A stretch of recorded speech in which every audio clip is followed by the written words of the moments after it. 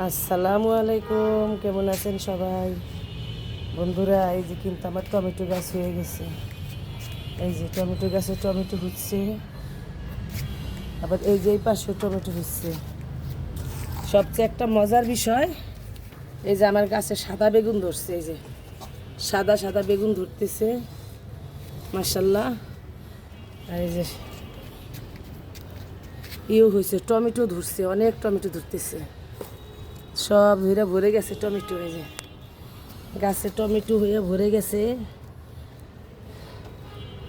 এবার সবচেয়ে বেশি টমেটো গাছ লাগাইছি আমি। এই যে এদিকে টমেটো গাছ, টমেটো আর টমেটো।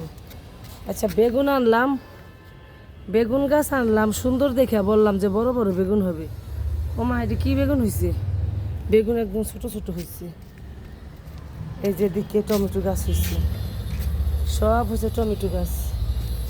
এই যে বেগুন হয়ে গেছে, এই যে ছোট ছোট বেগুন হয়েছে, বেগুন হইতেছে।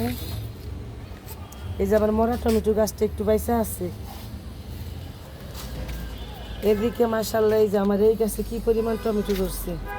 পুরা ছাদটা আমি টমেটো গাছের বাগান করে ফেলছি। এই যে আজকে এটা আমার টমেটো গাছের বাগান হয়ে গেছে।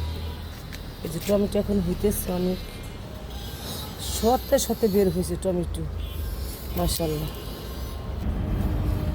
আর এই যে এই পাশের টমেটো গাছটাও কিন্তু টমেটো হয়েছে। এই যে কি পরিমাণ যে এবার টমেটো খাবো অনেক, এবার শুধু টমেটো আর টমেটো খাবো। খাবো, বাজি করে খাবো। টমেটোর যে দাম, সারা জীবন বেরা পৌষ মাঘ মাসে, বিশেষ করে মাঘ ফাল্গুন মাসে টমেটো সবচেয়ে সস্তা থাকে। এই বছর 100 টাকার নিচে কোনো টমেটো নাই।